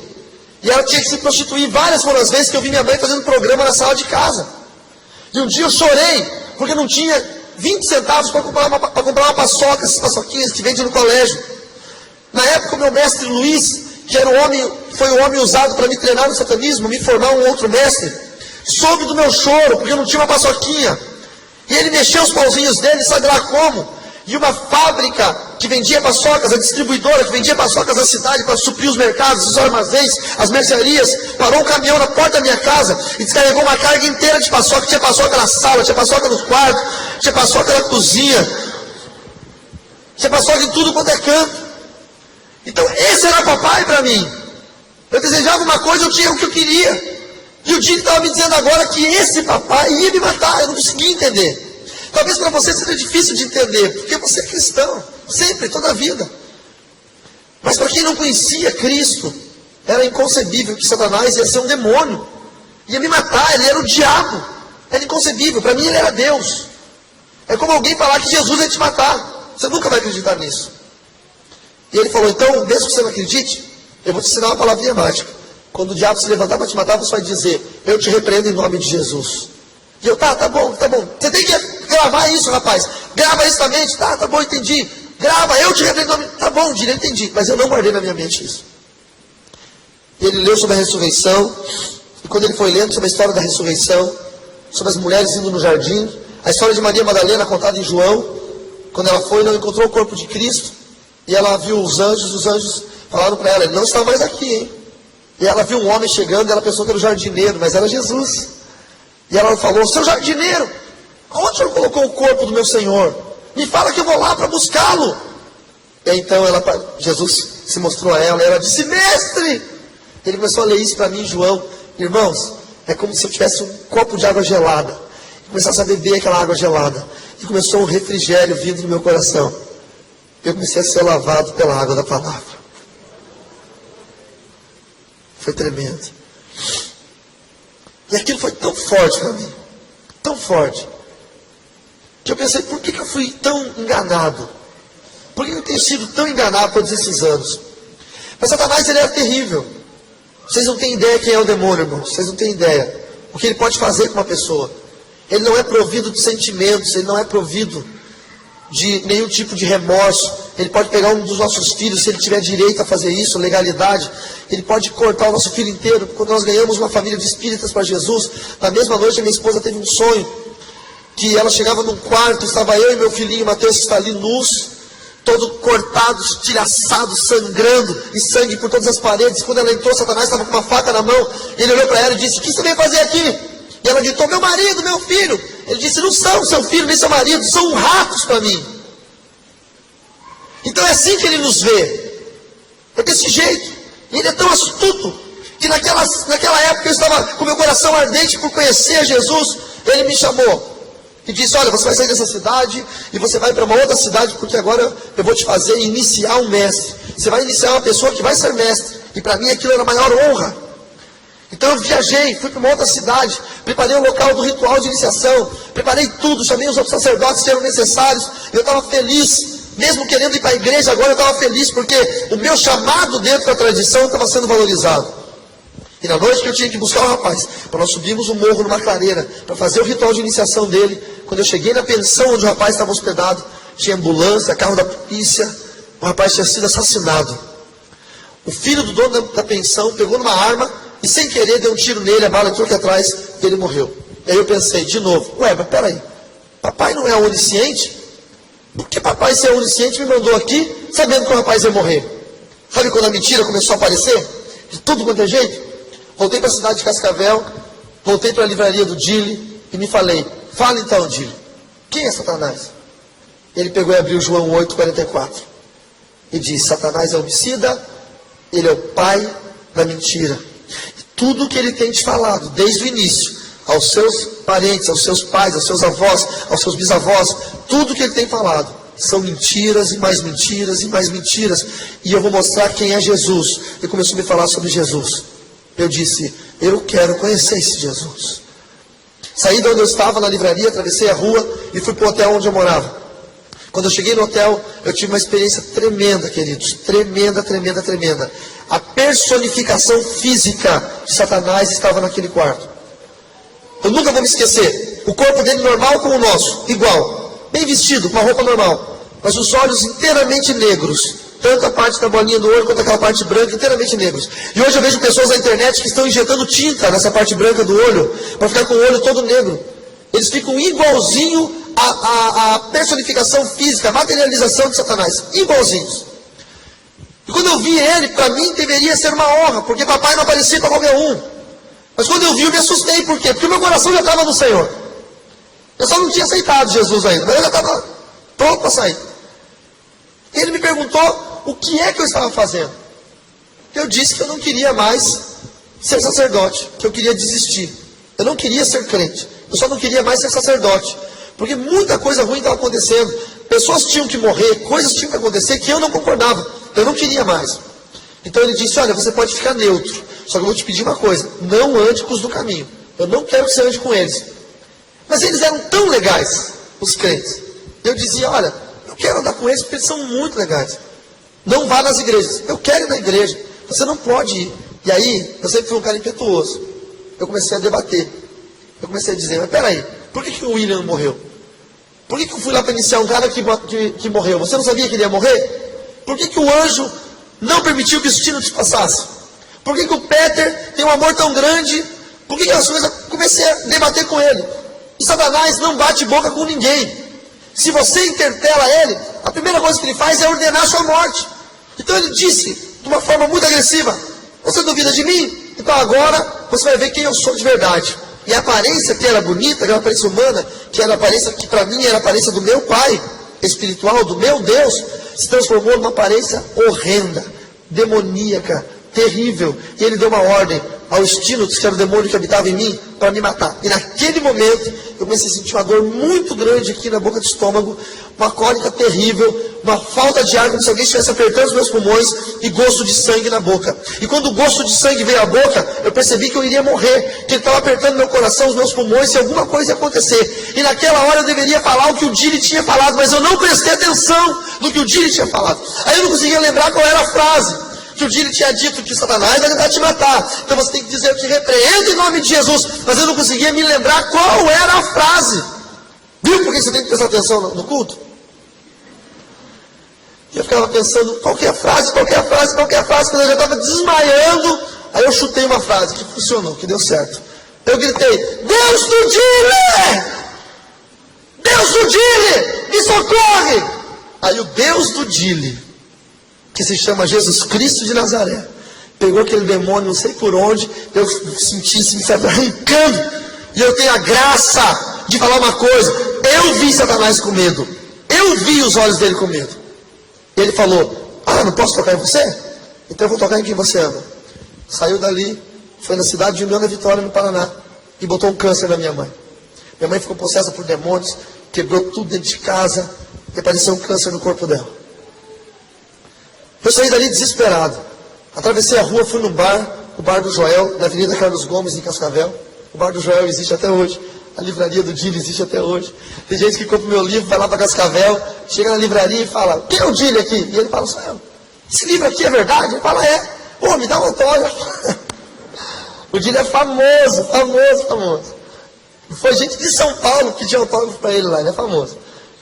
E aí, eu fui no bar do Joel pegar um café com leite, eu nunca bebi, nunca fumei, nunca me droguei. Sempre fui um cara muito estudioso, muito religioso, dentro da religião do satanismo, muito religioso. Eu ia ser um sacerdote. A hora que eu peguei um copo de café, eu estava tremendo de nervoso, e eu derrubei café com leite na minha mão. Então eu saí dali, fui no balcão, lavei a mão, voltei, e quando eu fui pegar o copo andou. Telecinesia. Essa telecinesia não fui eu, não havia sido eu que tinha feito. Então eu pensei, tem alguma coisa errada, eu não fiz isso. E nessa hora eu escutei, irmãos. Da mesma forma que minha esposa escutou quando nós começamos a namorar, Satanás foi até minha esposa e disse, você não vai casar com ele porque ele é meu. Eu já era convertido já. Há vários anos. E ainda assim Satanás não queria que ninguém casasse comigo. Se deu mal, peguei a menina mais bonita da cidade para casar. E aí, eu escutei a voz de Satanás dizendo, aqui, Emanuel não vai colocar os pezinhos dele.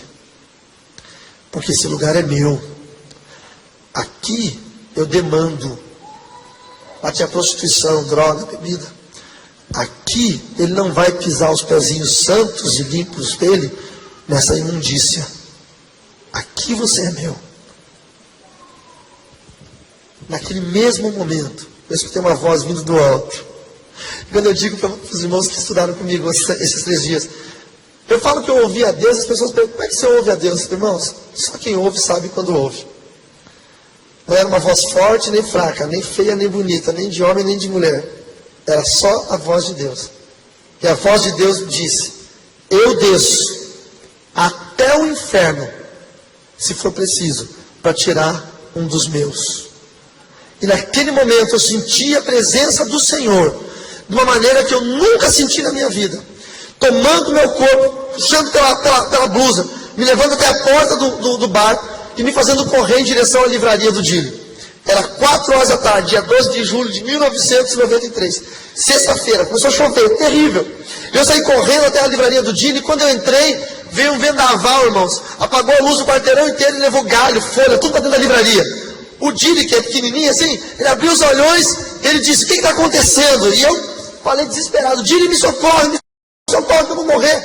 E ele disse, entra lá para o fundo. E eu fiquei numa salinha. E ele ligou para o Nelson. O Nelson foi o pastor da minha conversão. O Nelson, ele era um presbítero da igreja, ainda não era ordenado pastor, depois foi. Foi o pastor que nos casou. E ele tinha uma variante verde, de 2 carburadores, terrível aquela variante. Fumava e bebia a variante. Tão ruim que era. E ligou para o Nelson veio voando aquela variante. Quando ele estava quase chegando, chegou o meu mestre de taekwondo. Eu sou faixa preta de taekwondo e de Hapkido, uma outra arte marcial. Mas naquela época eu era faixa azul faltava ainda ponta vermelha, vermelha, ponta preta, preta. E chegou meu mestre, que é meu amigo até hoje. No aniversário de 10 anos da minha igreja, o meu mestre esteve lá comigo, hoje casado com uma mulher crente, ele vai à igreja também. E ele chegou e falou, olha, você precisa ir lá dar aula no Sesc agora, porque eu vou sair. Tadinho, o inimigo usou quem eu confiava para tentar me tirar dali. E eu estava no momento de decisão da minha vida, era a hora da decisão. E eu falei, não, eu tenho que ficar. Ele disse, olha, se você não sair daqui agora, você nunca vai ser faixa preta, você precisa sair. E eu falei, tá bom, então eu vou lá. Falei pro meu pai na fé, pro Dile, Dilão, eu vou indo, outra hora eu volto. E o meu pai na fé, ele só cruzou os braços, não falou nada, ele só baixou a cabeça. Eu entendi, irmãos, que pode estar o mundo inteiro orando pela gente. Se nós não tomarmos uma decisão, as coisas não acontecem no mundo espiritual. Talvez você ainda não é crente, talvez você é um crente que está desviado, talvez você é um crente que se afastou do evangelho. E você acha, um dia eu vou voltar. Meu irmão, não é assim que funciona. Você tem que tomar uma decisão. A decisão é tua. Não adianta sua esposa estar orando por você, seus filhos virem à igreja. É você quem tem que tomar a decisão. Eu entendi que eu tinha que tomar a decisão. Aí eu pedi para o meu mestre, olha, eu não vou poder ir, eu vou outra hora, eu preciso resolver uma coisa. E quando eu falei isso, a variante verde do Nelson parou na frente, e ele todo espavatado, é aquele que eu falei para os meus alunos que o irmão dele endemoniava e tomava pinga e comia o copo. Aí ele falou com a variante, chegou na porta da livraria e falou, cadê o endemoniado? Cadê o endemoniado? Cadê o satanista? E o Dile falou, é ele ali, ó. Então vamos lá para trás, vamos lá. E eu falei para ele, olha, a última vez que oraram comigo eu vomitei. Não, fica tranquilo, não vai acontecer nada. Você não vai passar por um processo de libertação agora. Eu só vou orar para você entregar sua vida a Jesus. Você quer? Eu falei, é o que eu preciso. Então senta nessa cadeira. E eu sentei na cadeira. E ele falou, repete comigo, Senhor Jesus. Eu falei, Senhor Jesus. Eu quebro todas as consagrações. Eu falei, todas as consagrações. Todos os pactos. Eu falei, todos os pactos. Eu quebro todas as maldições. Eu respondi, todas as maldições. Ele disse, vem habitar no meu coração. Eu convidei Jesus, vem habitar no meu coração. Escreve meu nome no livro da vida. Eu falei, escreva meu nome no livro da vida. E ele falou, diga, eu te aceito como Senhor e Salvador da minha vida. E eu falei, Senhor Jesus, eu te aceito como Senhor e Salvador da minha vida. E ele falou, convide o Espírito Santo para morar em você. E eu falei, Espírito Santo, vem morar em mim. E naquele dia ele disse, a partir de agora, você pode morrer, meu irmão, porque você está salvo. E eu entreguei minha vida ao Senhor Jesus, como Salvador da minha vida. E o Espírito Santo nunca mais saiu. Glória sejam dadas a Deus. Passou ali, aquele tempo eu passei por um processo de libertação, eu fui logo estudar teologia, mas a minha mãe estava possessa por demônios e com câncer. E eu comecei a orar pela minha mãe. A minha mãe entrou num estado de câncer tão avançado que ela foi para o coma.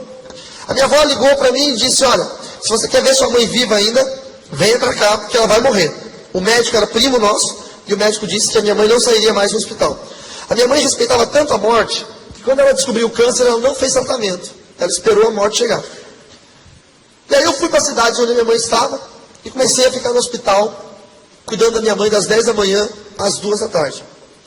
No dia 1º de março, Deus falou ao meu coração. E Deus disse, amanhã eu vou recolher sua mãe. Então você vai ter uma chance de falar do meu amor para ela. A minha mãe estava com câncer no cérebro. A causa morte dela foi metástase cerebral. O câncer espremeu o cérebro dela. Era impossível ela ter lucidez. Impossível. Mas eu fui para o hospital, fiquei às 10 da manhã orando. Quando deu meio-dia e pouco, a minha mãe recobrou a lucidez. E ela falou, filho, quando ela falou, foi uma alegria, porque ela já não conhecia mais ninguém. E eu falei para ela sobre o plano de salvação, eu falei para ela que eu tinha aceitado a Jesus. E ela disse, eu também aceitei a Jesus. Eu falei, não, você não aceitou não. Só precisa renunciar. E ela começou a chorar, ela disse, eu fui uma péssima mãe, né? Eu falei, nada, foi uma boa mãe.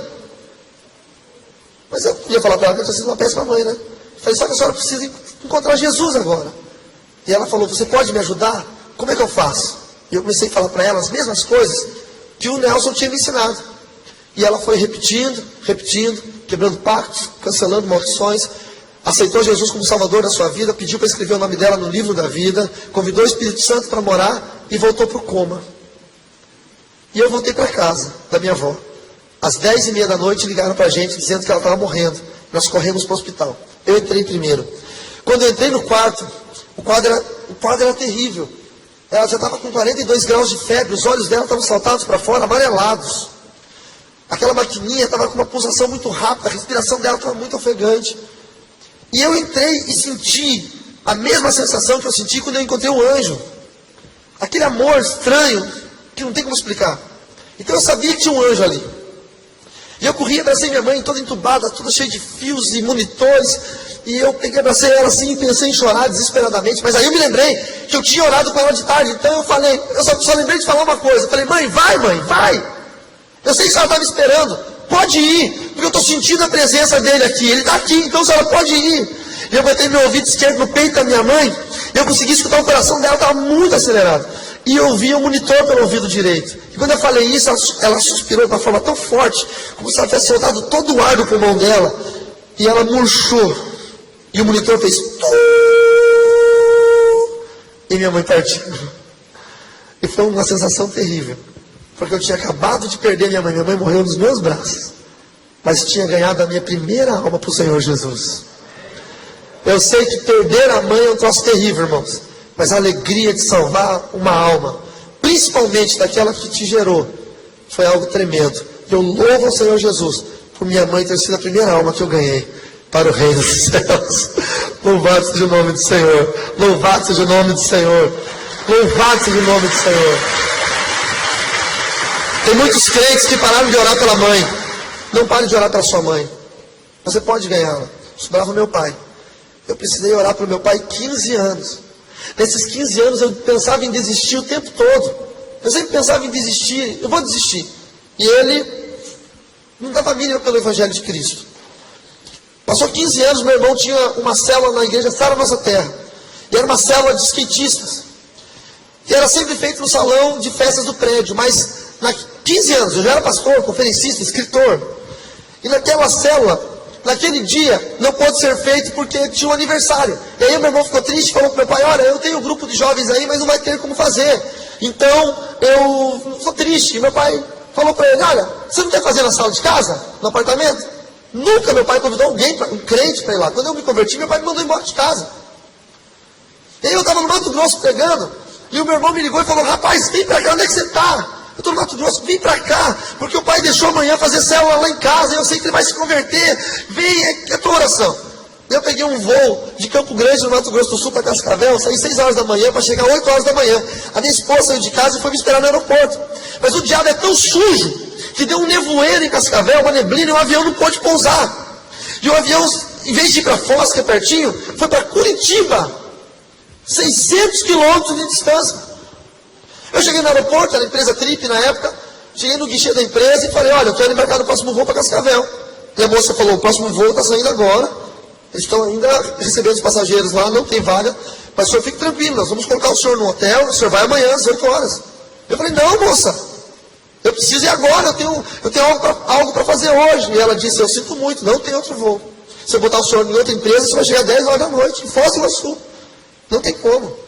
Aí eu, com a minha intrepidez, olhei para ela e falei, olha moça, você não sabe quem sou eu. Eu também não sei quem é a senhora. Mas eu vou dizer uma coisa, eu estou 15 anos orando pelo meu pai. E o meu pai vai fazer um culto na casa dele hoje. E eu não vou perder esse culto. Eu vou para lá, nem que eu tenha que pilotar esse avião. Mas eu vou estar lá. A mulher fez assim para mim, ó. E saiu. E naquela época não tinha essas coisas assim, esses vidrinhos, era tudo notebook, esse notebookão grandão assim. Hein? E aí eu peguei o notebook, abri, fiquei escutando uma música num vídeo evangélico. De repente aquela garota veio correndo, custa-banco na mão. Veio correndo, irmão, irmão, irmão. Eu estava me chamando de irmão já. Falei, que foi? Olha, rapaz, não sei o que tem você não, mas um passageiro não embarcou. Ele fez o check-in e não embarcou. Tem uma vaga, você quer ir nesse voo? Falei, quero, então vem comigo. Catei mala, mochila, saí correndo, entrei naquele aviãozinho da Trip, aviãozinho apertado, todo mundo lá, o aviãozinho subiu, demorou para subir, voamos, chegamos em Cascavel, quase não pousou, foi pousar, eu estava já chegando no fim da pista ainda, minha esposa estava lá me esperando, fomos para a casa do meu pai. Agora, olha a noite como é que foi. Vocês têm mais um minutinho para me ouvir? Escute isso. A célula era de skatista. Toda a maconheirada do bairro estava lá. Só tinha maconheiro. Terrível. O meu pai é aqueles bugrão. Tá bem assim, ó. Tô gostando de nada. O pastor dos jovens é um pastor todo louco, todo, entendeu? E eu peguei o violão e fiquei adorando a Deus. Estava eu, meu pai aqui, o pastor aqui e toda uma maconheirada lá. Não é vocês não, tá, irmãos? Por favor. Aí, o pastor de jovens... Sabe se eu posso falar o nome dele? Eu vou, né? Não vou falar sobre o nome. Tá, não vou falar o nome. O pastor de jovens virou de costa pro meu pai, o dono da casa. E ficou de frente pros meninos. Já foi má educação isso. E aí pegou, irmãos. Sangue de Jesus tem poder. E falou bem assim: então galera, é o seguinte, uau! Jesus é muito brother! Jesus é louco, louco! Quando eu estava no mundo eu cheirava. Meu nariz saía sangue de tanto eu cheirar. Agora eu cheiro a Bíblia. Eu cheiro a Bíblia! Quando eu olhei aquilo, eu olhei para o meu pai, aqueles bugrão, Ai, meu Deus do céu. Vocês estão ligados ou não estão ligados? E aí eu comecei assim, orar em espírito. Eu não sei se eu pequei, pastor Haroldo, eu comecei a orar bem assim: Senhor, mata ele agora. Mata ele agora, dá um ataque cardíaco, dá alguma coisa, mata ele. Pô, irmãos, 15 anos orando para o meu pai para aquele cara estragar tudo. 15 anos. Aí esse pastor, quase que eu falei o nome dele, ele tinha esse livro aqui na primeira versão. Ele era tipo meu fã, assim, sabe? Porque o cara era pastor e tinha a coleção do Harry Potter. Veja você. Então o sonho dele era conhecer um bruxo de verdade. E ele olhou para mim e falou assim: pastor Carlos, o senhor gostaria de falar alguma coisa? Eu falei: gostaria, segura o violão aí. Aí virei de costas para o maconheiro e fiquei de frente para meu pai.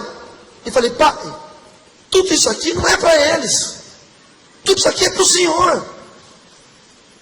Não é que eu estou desmerecendo esses meninos, mas eu estou 15 anos orando pela sua vida. É para o Senhor. O pastor do meu irmão tinha lido antes: não é bom que o homem seja só. E aquela palavra era muito pertinente. Eu falei: não é bom que o senhor esteja só. E eu comecei a falar para ele. Quando eu fui morar com ele, eu roubei ele. Eu fiz muita coisa errada. E ele sabia de tudo. E ele falou: eu sempre soube. Eu só não fiz nada com você porque tua mãe não te queria mais. Ninguém mais te queria. Que eu fui morar com ele com 16 anos de idade. E eu falei: olha, pai, o senhor gostaria de entregar sua vida a Jesus? Eu entreguei minha vida a Jesus, tem sido maravilhoso. E meu pai falou: eu gostaria. E eu falei: o senhor gostaria de chamar Jesus para morar no seu coração e confessar Ele como Senhor da sua vida? Ele falou: eu gostaria. E foi um negócio tremendo. E eu falei: então ora comigo. E a hora que eu comecei a orar, eu falei assim: repete comigo, pai, Senhor Jesus. E ele falou: Senhor Jesus. A hora que eu ouvi a voz do meu pai falando Senhor Jesus, começou a me dar um calorão. Um calorão. E a hora que eu falei: eu entrego minha vida. E ele falou: eu entrego a minha vida. Eu comecei a apagar, irmãos. Eu comecei a desmaiar de emoção. E o obreiro da minha igreja que estava junto com a gente me segurou e me sustentou. E eu não consegui mais fazer a oração, porque eu quase desmaiei ali. E aí a sorte que Deus não ouviu minha oração e não tinha matado o outro pastor. O outro pastor agarrou meu pai e falou: continua, seu Álvaro, continua. Eu entrego a minha vida. E meu pai: eu entrego a minha vida a ti. E bababá. E meu pai aceitou o Senhor Jesus como Salvador da sua vida, para a honra e glória do Senhor. Aleluia! Aleluia! Aleluia!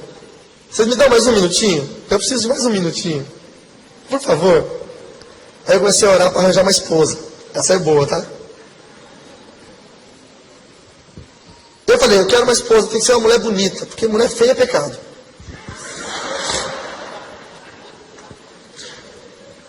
Calma lá, não peca, não me critica. O que é bonito para mim é feio para outro. O que é feio para mim é bonito para outro, não é isso? Então se você casar com uma mulher que é feia para você, você vai ficar olhando para as outras que são bonitas, não é isso? Então casar com mulher feia é pecado, agora entenderam? E eu queria uma mulher bonita. Eu um dia fui numa igreja e estava a Francine ali, né? Vem cá, Fran e Mateus, faz favor, deixa eu mostrar minha esposa e meu filho para vocês. Porque eu vou falar para vocês, vocês não vão acreditar mesmo, eu tenho que mostrar ela.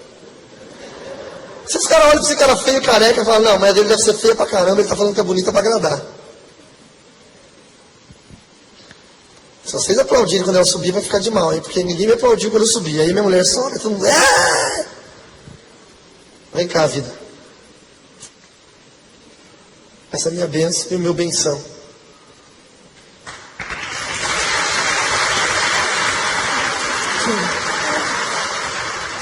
Aí eu fui numa igreja, fica aqui pertinho, e eu orava a Deus, eu gostava de um padrão de beleza de mulher. Ai, você vai contar? Eu vou contar. Eu gostava, na época, de uma mulher que fosse um pouquinho mais gordinha e não mais magrinha.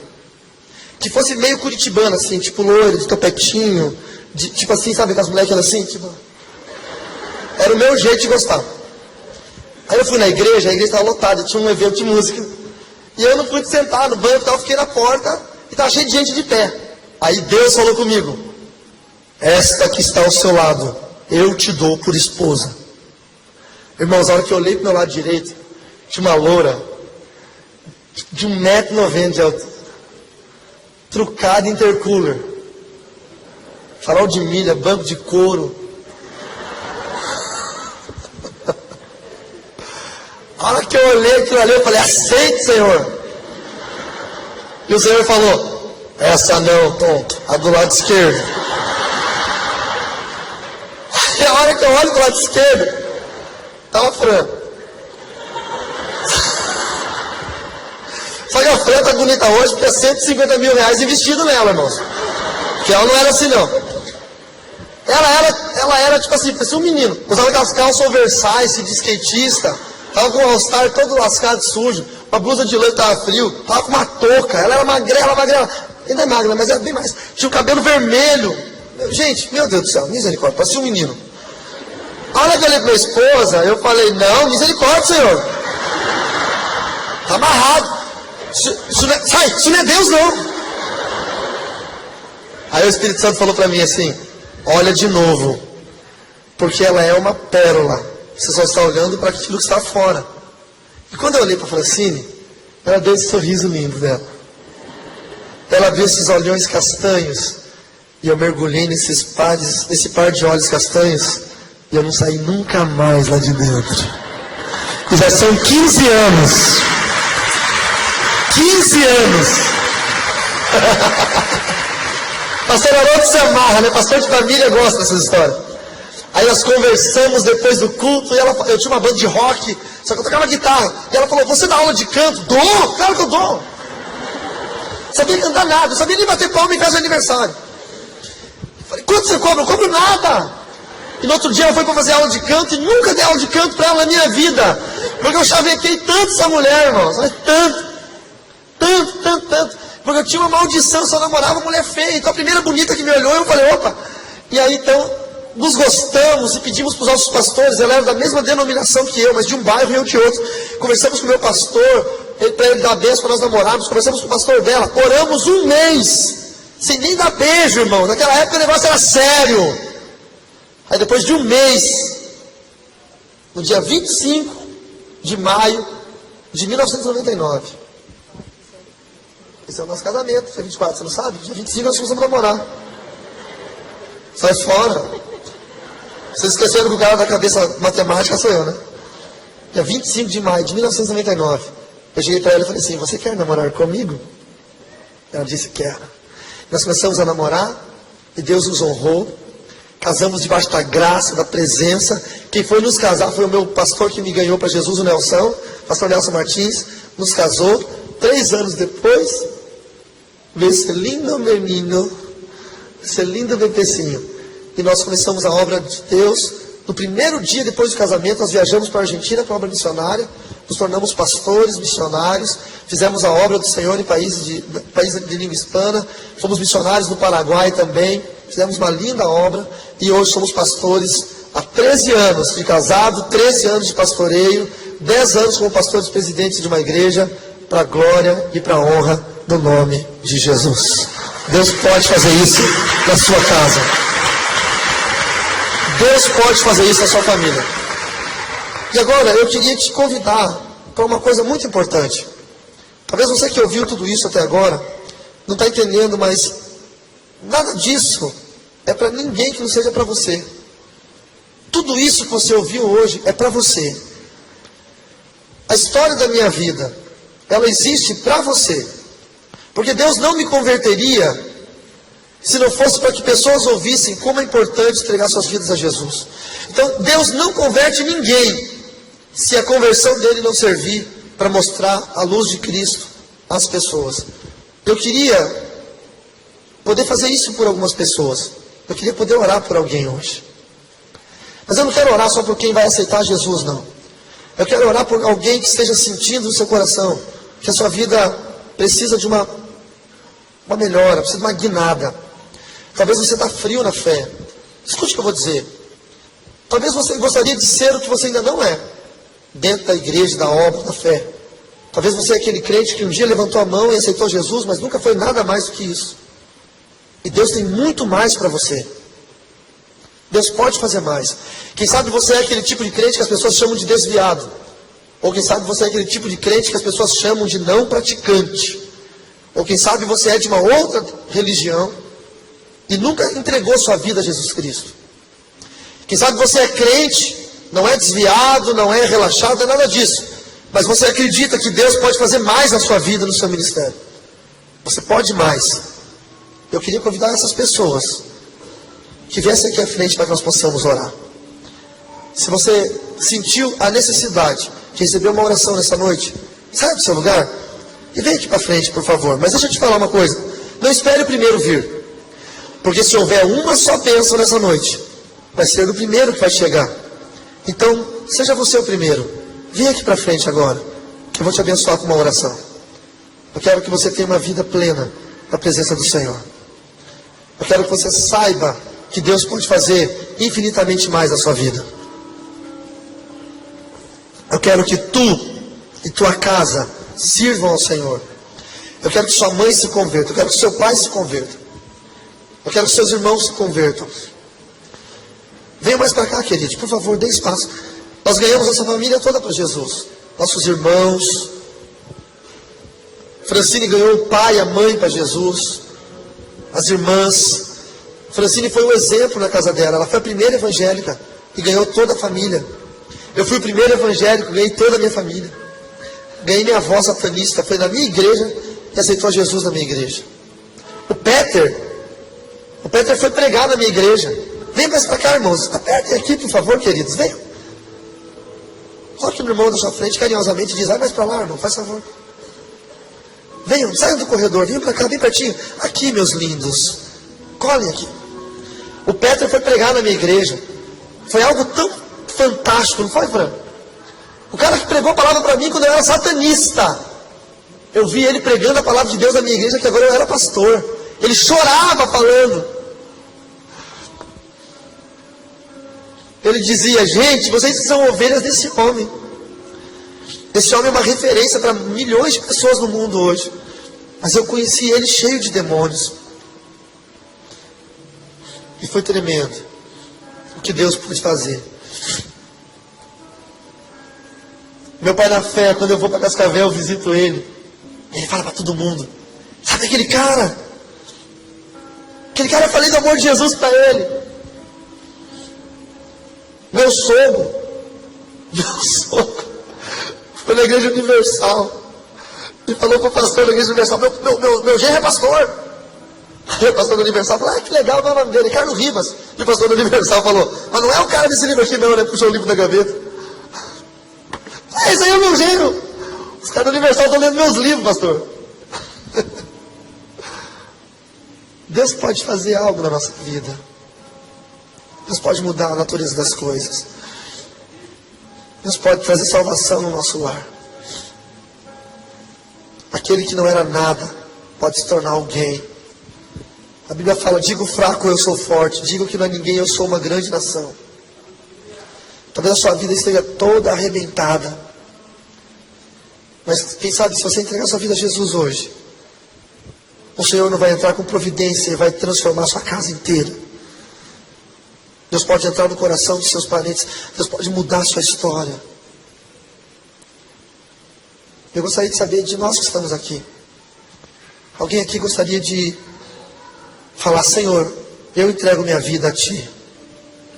Eu entrego minha vida, eu quero que o Senhor seja o meu Salvador pessoal. Alguém aqui gostaria de fazer isso? Levante sua mão para ver. Alguém aqui? Amém. Mais alguém? Olha lá, amém. Glória a Deus. Mais alguém? Amém. Mais alguém? Gostaria de fazer isso? Amém. Amém. Glória a Deus. Sabe, você falar, Senhor, eu quero entregar minha vida ao Senhor. Eu quero te servir. Eu quero que Jesus entre na minha casa e faça uma mudança. Eu quero que Jesus entre na minha vida. Eu quero dizer basta para toda mentira. Eu quero dizer basta para todo engano. As pessoas olhavam para mim e diziam, esse cara não vai dar em nada. Falava para minha esposa, você vai namorar com esse cara? Esse cara não vai dar em nada, não vai ser ninguém. O pastor dela não, mas os anciãos da igreja chamaram ela quando ela foi namorar comigo e falaram, sai dessa, não vai dar em nada, você está dando uma furada. E minha esposa não me conheceu quando eu já tinha uma boa posição social, já era conhecido, já viajava o mundo, não. Minha esposa me conheceu quando não era nada, quando não era ninguém. Mas ela acreditou na promessa. Muitas pessoas olham para você e dizem, você não vai dar em nada. Mas quando eu olho para você, eu acredito na promessa. Mas alguém quer entregar sua vida a Jesus? Levante a mão para eu ver. Eu vou orar com vocês. Aleluia. Senhor Jesus, eu te apresento eles. Eu te apresento aquele menininho ali que está com a mão levantada. Eu te apresento todos eles que levantaram as mãos. Eu te peço, Senhor, todo o mal do passado seja apagado agora. Toda a legalidade espiritual seja destituída agora. Eu te peço, Senhor, todas as artimanhas malignas, tudo aquilo que o inimigo colocou, seja tirado agora. Senhor, todos os vícios, seja tirado. E, meu Deus, eu peço que o seu amor esteja sobre eles agora. A tua benevolência, a plenitude do teu Espírito. Senhor, eu te peço, aqueles que estão entregando suas vidas agora, nesta noite, receba-os, Pai, na glória. Escreva o nome deles no livro da vida. Tire, Senhor Deus, toda a carga de pecado, que o teu sangue carmesim, vertido na cruz do Calvário, tão atual para nós hoje, possa estar sendo vertido agora sobre eles. E a tua palavra diz que agora não há mais condenação para os que estão em Cristo Jesus. Senhor, salva a vida deles. Salve, Senhor, a vida deles, e não só deles, mas deles, da casa deles, da família deles, porque a tua palavra nos diz que nós e nossa casa serviríamos ao Senhor. Então entra agora na casa deles, Pai, na família deles. Aquele teu filho que está longe do Senhor, desviado, enfraquecido, fortalece, traga novo ânimo, traga fortalecimento para o louvor da sua glória, em nome de Jesus. Eu quero pedir um favorzinho para vocês.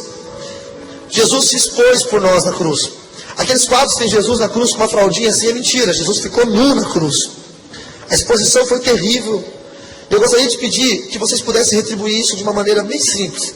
Esses que levantaram as mãos dizendo que queriam entregar suas vidas a Jesus. E mais alguns de vocês que porventura sintam que estavam longe do Senhor e querem voltar para Cristo.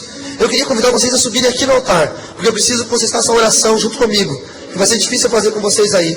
Então agora é a hora, tá bom? Você que levantou a mão, vem para cá, por favor. Os crentes que estão do lado deles, ajudem eles a virem. Vem vindo. Podem subir. Os irmãos vão ajudar. Venham. Subam aqui, por favor.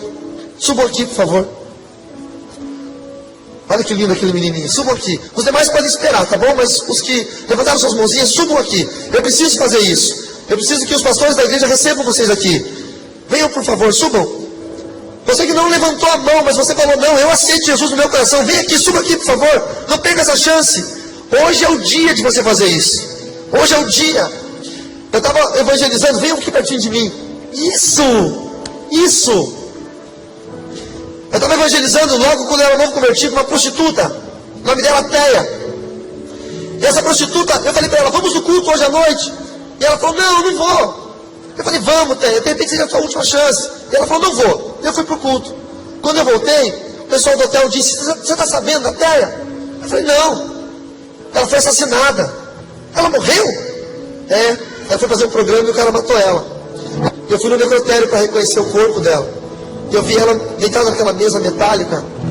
E eu falei, poxa, Teia, se você tivesse ido no culto hoje, você estava viva. A gente não sabe o nosso amanhã. Talvez hoje seja o dia de você livrar a sua vida. O dia de você dizer, Jesus, vem, eu preciso andar contigo. Talvez você que é crente, precise hoje tomar um passo de seriedade. Você precisa se expor um pouquinho e subir aqui em cima. Mas você vai dizer: eu quero andar em aliança, em seriedade com Deus. Eu não quero viver pecado, eu quero viver santidade. Se você quer fazer isso, corre agora, porque eu vou orar agora, tá bom? Vem já pra cá. Parabéns, que legal. Que legal. Que legal. Olha, pastor Haroldo, você demais, hein? Deixa eu te dar um abraço. Ó, o pastor Haroldo vai estar orando com vocês, tá bom? Porque ele é um pastor aqui, um dos pastores aqui da igreja. Ele vai apresentar vocês para Jesus. E isso é muito importante, o que vocês vão fazer. Vem, minha filha, venha. Porque no dia em que eu fiz isso, parabéns, vem cá. Melhor coisa que você fez. O dia em que eu fiz isso, eu saí da dimensão da condenação, da morte, do pecado. Eu estava indo para o inferno. Eu entrei na dimensão da salvação, do reino de Jesus. E o que vocês estão fazendo isso hoje? Vocês estão entrando na dimensão do reino. Isso é tremendo. Deus está trazendo salvação e vida em abundante. Tá bom? Vem pra cá, menina. Você também? Pastor Haroldo, vem cá. Pastor Haroldo vai orar, amém? Estenda as mãos em terceiro. Glória a Deus, vamos orar então comigo? Diga assim: Senhor Jesus. Diga em voz alta, bem forte. Diga: Senhor Jesus, eu reconheço o meu estado anterior de perdição. E reconheço também que o sangue de Jesus me purifica, me lava de toda a perdição. E que a partir de hoje eu recebo Jesus Cristo como meu Senhor, como meu Salvador. E eu te peço, Senhor, que o teu Espírito Santo habite em mim e que o Senhor escreva o meu nome no livro da vida, no livro eterno de salvação, onde eu sei e eu creio que o meu nome nunca mais será apagado, porque a partir de hoje eu sou uma nova criatura em Cristo Jesus. Eu te glorifico, Senhor, e te agradeço por esta noite de salvação eterna. Eu te peço também que a partir de mim agora, que o Senhor salve toda a minha família, que o Senhor mude a minha geração, em nome de Jesus. Amém. Pai, em nome de Jesus, nós te agradecemos pela vida dessas pessoas, pelo teu Espírito Santo, que convence o homem do pecado e do juízo. E apresentamos estas vidas ao Senhor. E te pedimos, ó Deus, que seja selado no reino do Senhor a salvação eterna da vida dessas pessoas. Te glorificamos, Pai, porque o teu Espírito fala, o teu Espírito convence, e o Senhor salva, e o Senhor cura, e o Senhor liberta. Agora, ó Deus, te louvamos pela vida do pastor Carlos Ribas, pela vida da Francine, pela vida do Mateuzinho. Nós oramos pela vida dele, nós os abençoamos, nós os entregamos ao Senhor e te pedimos que o Senhor, ó Deus, os conduza em verdes pastos, que o Senhor seja a cada dia o seu protetor, como diz a tua palavra, que o Senhor, ó Deus, os leve os quatro cantos desse mundo para proclamar libertação aos cativos, para proclamar cura e liberdade, ó Deus, àqueles que estão oprimidos. E nós, como igreja do Senhor, os abençoamos e assim declaramos a bênção do Senhor sobre a vida deles, sobre este ministério. Que o Senhor faça, Senhor, do Mateus uma cópia escrita do seu Pai, que ele possa ser um profeta de Deus e que ele também possa, ó Deus, ir aos quatro cantos desta terra pregando o Evangelho. Nós te agradecemos pela vida dos irmãos nessa noite, aqueles que vieram aqui e ouviram a tua voz. Que o Senhor continue operando, assim como fizeste na vida do pastor Carlos. Que o teu Espírito seja contundente que esteja trabalhando na vida daqueles que ainda não fizeram o propósito eterno contigo. E que, ó Deus, nenhuma dessas pessoas que entraram aqui saiam daqui sem receber um toque do teu Espírito. E que seja poderoso, e que seja transformador para a glória do teu nome. Nós oramos em nome de Jesus. Amém e amém. Vamos glorificar ao Senhor. Vamos ficar de pé. É noite de salvação, amém? Eu gosto de dizer que quando os jovens se convertem,